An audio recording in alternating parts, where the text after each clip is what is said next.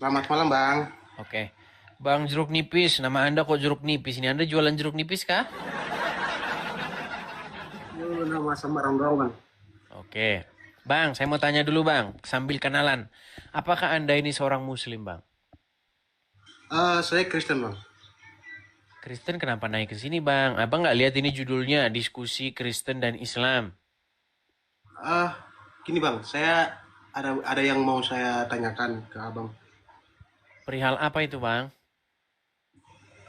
Jadi gini, Bang. Saya itu Kristen. Cuman ah, akhir-akhir ini saya mulai berpikir, Bang, kalau Tuhannya orang Kristen itu ternyata pelin-pelan, Bang. Anda orang Kristen, tapi Anda berpikir bahwa Tuhannya orang Kristen pelin-pelan. Iya, Coba Bang. ini kita tes dulu ya, apakah dia benar-benar orang Kristen. Baik.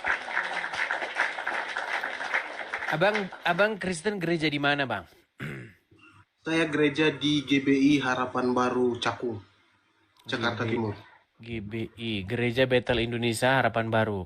Nama Ya. gembalanya siapa? Andreas, Bapak Andreas. Bapak Andreas. Oke. Gimana? Coba coba Abang anu dulu. Hal yang sederhana ya, kalau orang Kristen tuh pasti ngerti doa Bapa kami. Coba silakan. Kerjaanmu jadilah kehendak di bumi seperti surga. Berikanlah kami pada hari ini makanan kami secukupnya dan ampuni kesalahan kami seperti kami juga mengampuni orang yang bersalah kepada kami.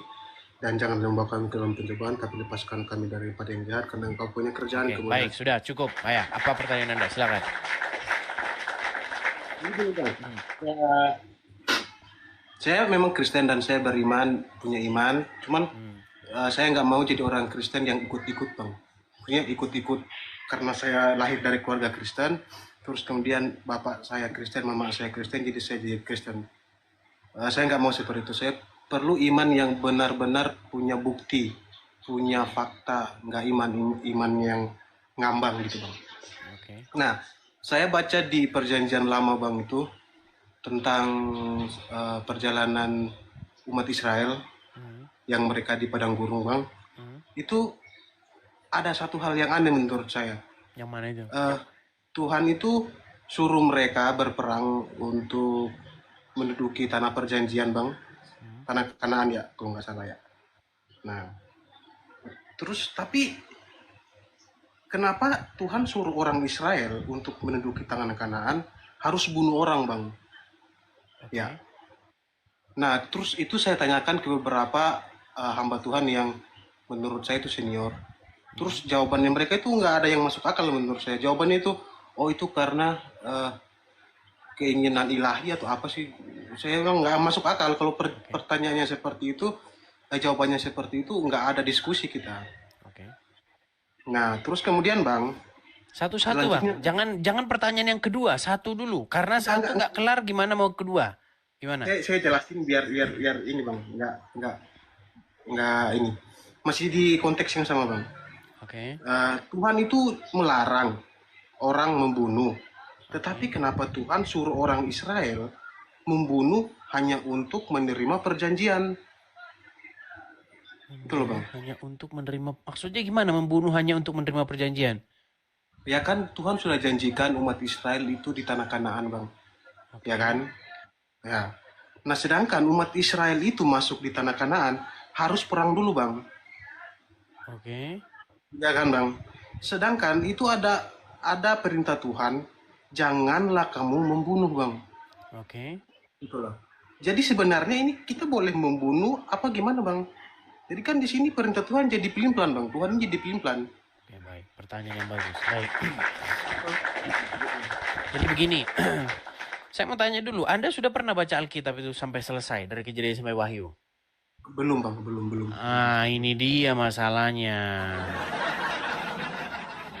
Orang yang membaca sampai selesai pun dia bisa saja mengambil kesimpulan yang salah. Dia bisa saja tidak mengambil satu konteks yang benar, apalagi tidak membacanya sampai selesai. Tapi pertanyaan Anda pertanyaan bagus.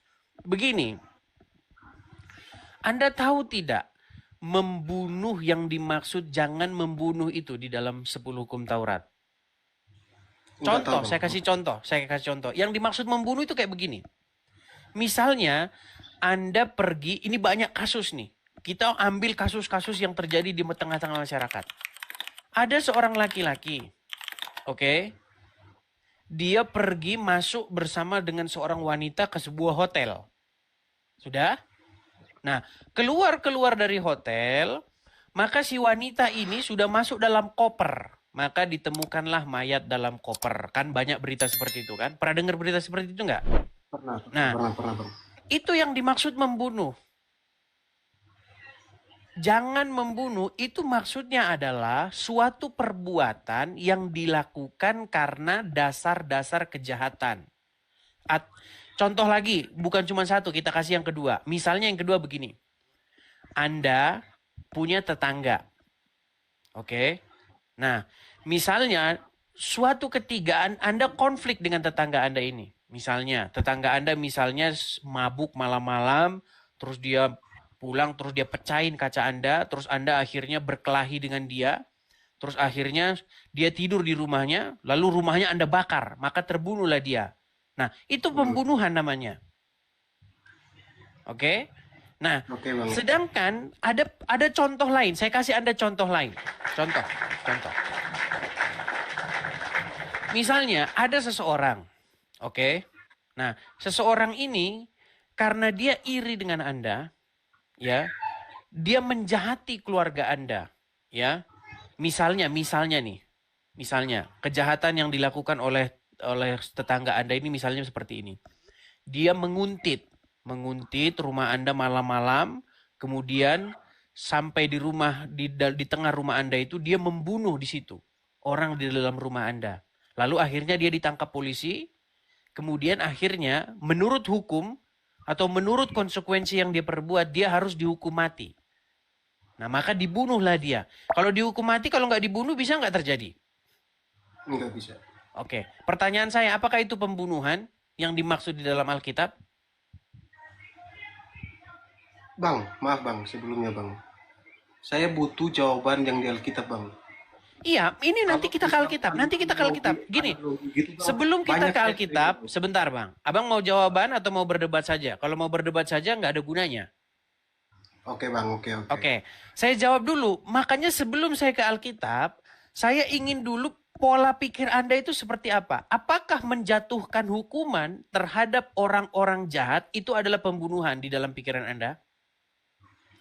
Lah, gini Bang, kalau misalkan Abang bertanya demikian, pertanyaan saya adalah, apakah orang Israel selama 40 tahun itu di padang pasir tidak berbuat kejahatan?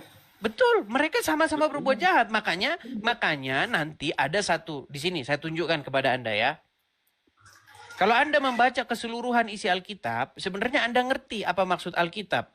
Orang-orang yang melakukan kejahatan pun akan dimusnahkan oleh Tuhan sebagai pemilik tanah tersebut. Saya balikan kamera saya. Ini ya.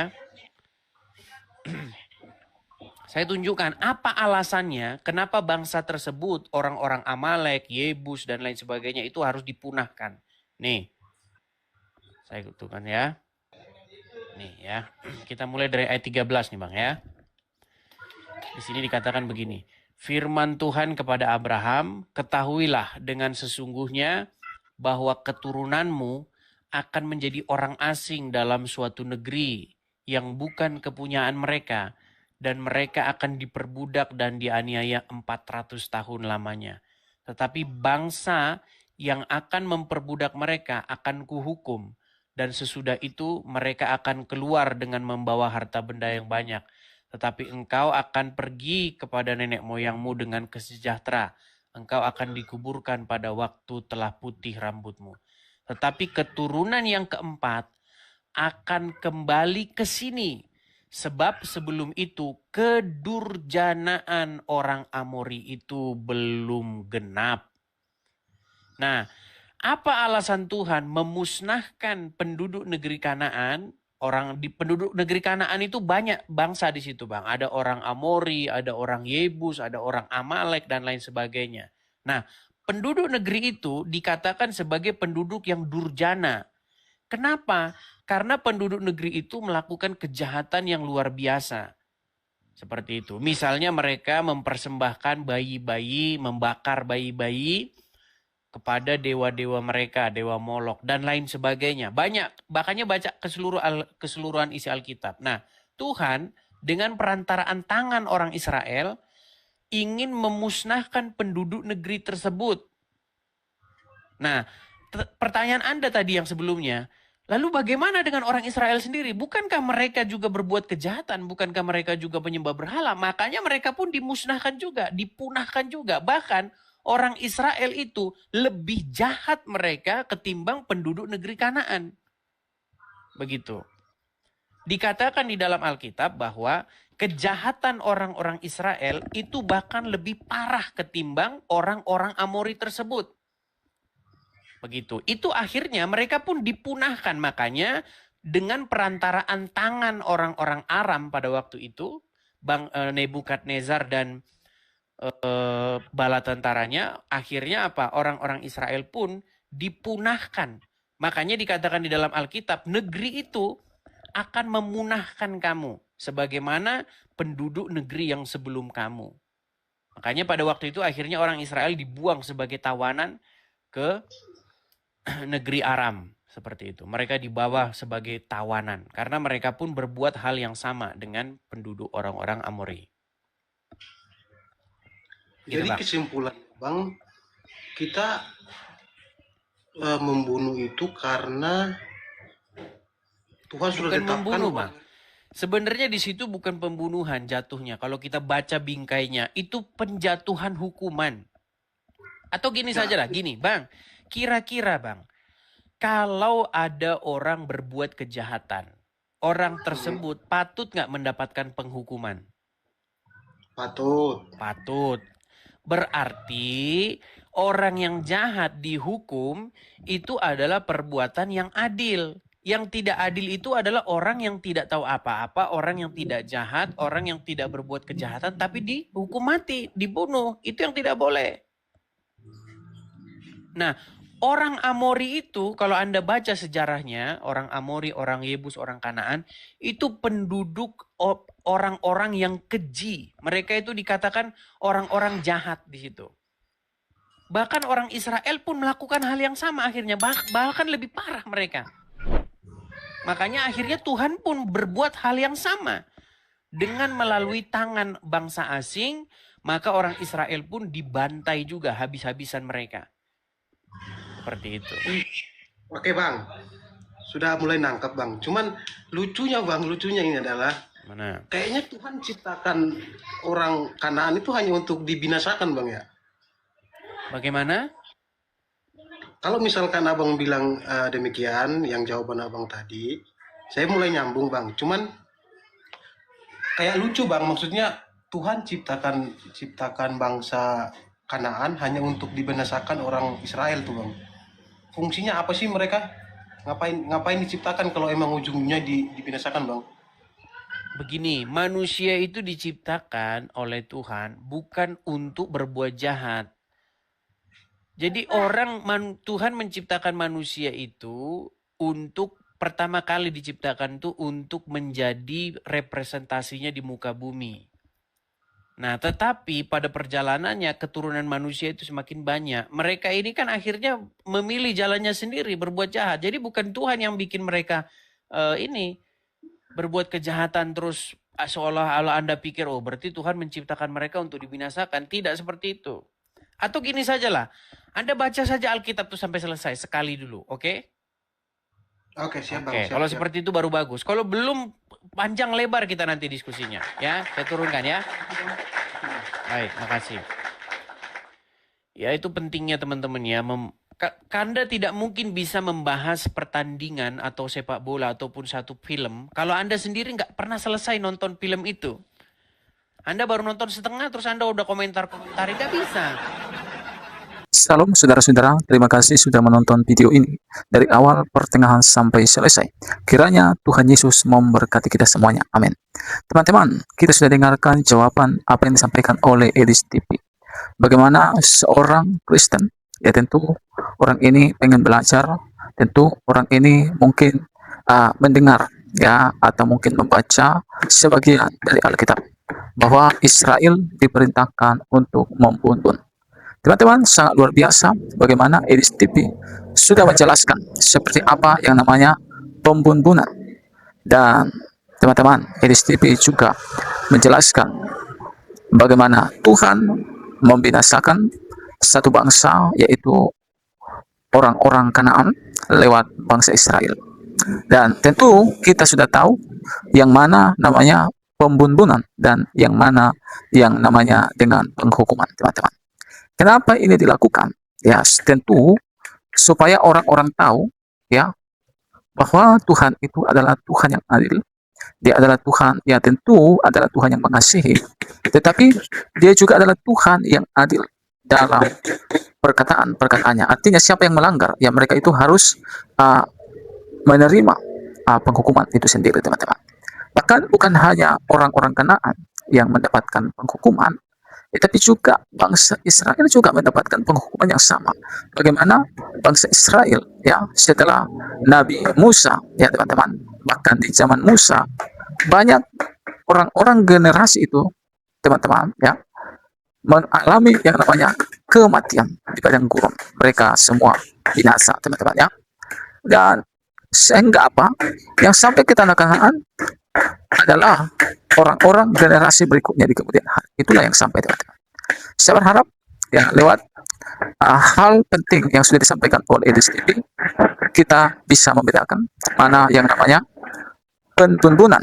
Pembunbunan adalah sesuatu yang dilakukan dengan secara atas kemauannya sendiri dengan melakukan kejahatan.